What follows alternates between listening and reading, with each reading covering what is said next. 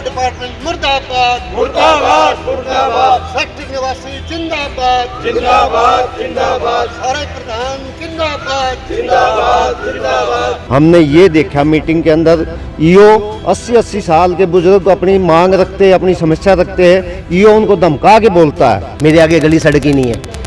मैं लोन लेने के लिए गया हूँ, उन्होंने कहा यहाँ गली सड़क ही नहीं है, गली सड़क का कब्जा किसी को दे रखा है। मैं 4-5 साल से यहाँ धक्के खा रहा हूँ। हुड्डा ने हमारे को उसकी सड़क और सीवर की सुविधा नहीं दी हुई है कि जिसके कारण बहुत ही असुविधा का सामना करना पड़ रहा है। सेक्टर में रहते ही ना तो वहां पर पानी है और ना ही वहां पर सड़कें सही ढंग से हैं और इसी को लेकर लोग काफी ज्यादा परेशान हैं। और अब सेक्टर 7 की सड़क तोड़ने और सफाई व्यवस्था को लेकर RWA ने हरियाणा शहरी विकास प्राधिकरण के संपदा अधिकारी को ज्ञापन सौंपा है।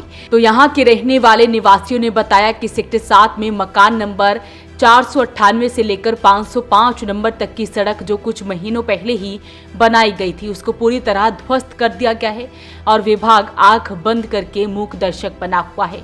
वहीं बताया गया है और साथ ही चेतावनी दी गई है कि जल्द ही सड़क का निर्माण नहीं करवाया गया तो सेक्टर वासी HSBP कार्यालय का घेराव करेंगे। जिस सेक्टर में 8-10 साल से जो है ना 3 फाइलें इतनी मोटी हो चुकी हैं, ज्ञापन दिए हैं बार बार कि भाई सीवर काम नहीं करते और आज तक उसका टेंडर नहीं किया है। ये अब जो अधिकारी है HSBP की उनकी सरेआम लापरवाही है। जिस सेक्टर में 3 जगह पानी खुले में छोड़ा जाता हो उसमें स्वच्छता का तो कोई मतलब ही नहीं रह जाता।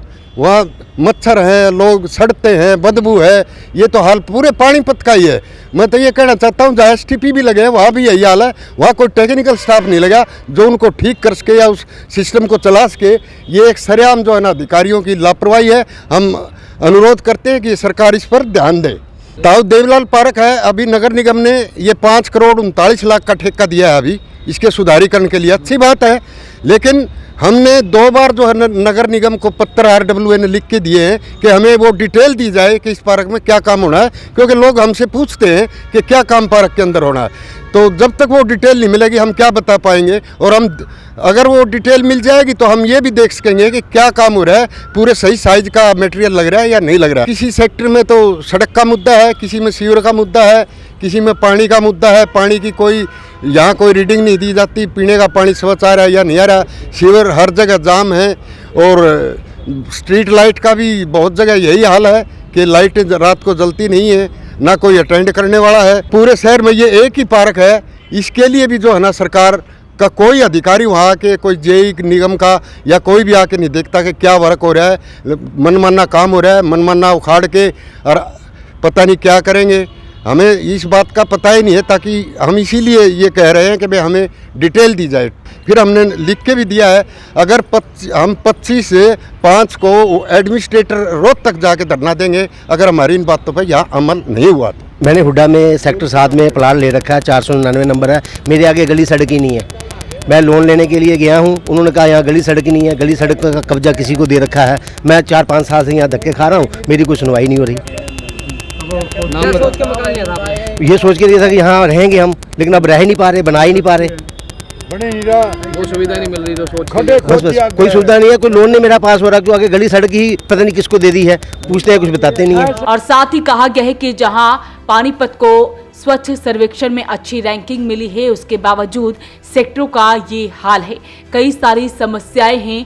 यहाँ पर सेक्टर 7 में करीब 8 साल से सीवर का पानी खुले में छोड़ा जा रहा है जिसके कारण जीवन नर्क जैसा हो गया है। मच्छरों को मारने की दवाई का भी कोई छिड़काव नहीं होता है, पीने का पानी भी नहीं है। पानीपत का सबसे बड़ा पार्क ताऊ देवीलाल पार्क है। यहाँ सैकड़ों लोग सैर करने के लिए आते हैं, परंतु यहाँ सफाई नाम की कोई चीज नहीं है। इसके अलावा भी ऐसी कई सारी समस्याएं हैं जो इस सेक्टर में हैं और इसी को लेकर RWA ने HSBP के EO को ज्ञापन सौंपा है।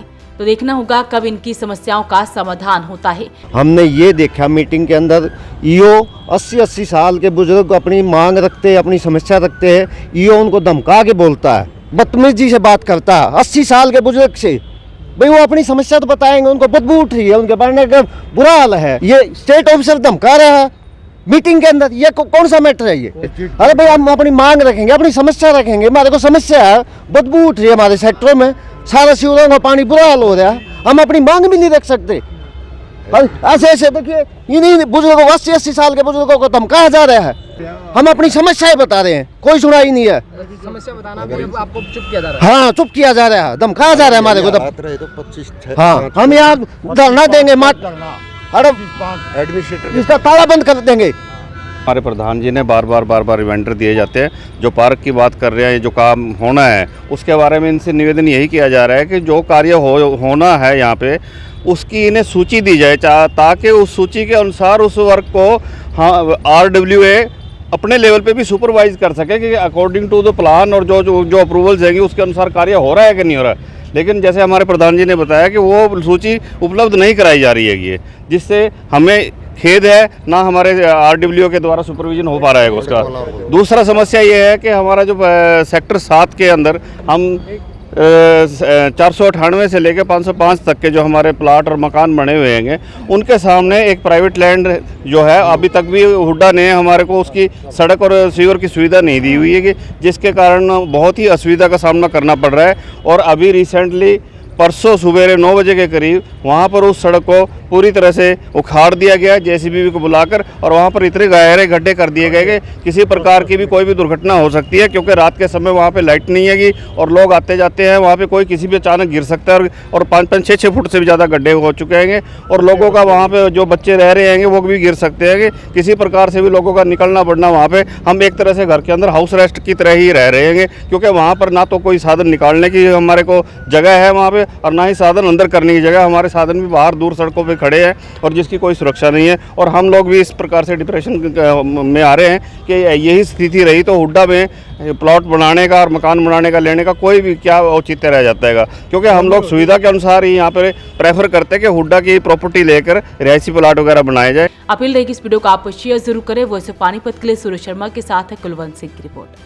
मुर्दाबाद मुर्दाबाद सेक्टर निवासी जिंदाबाद जिंदाबाद जिंदाबाद सारे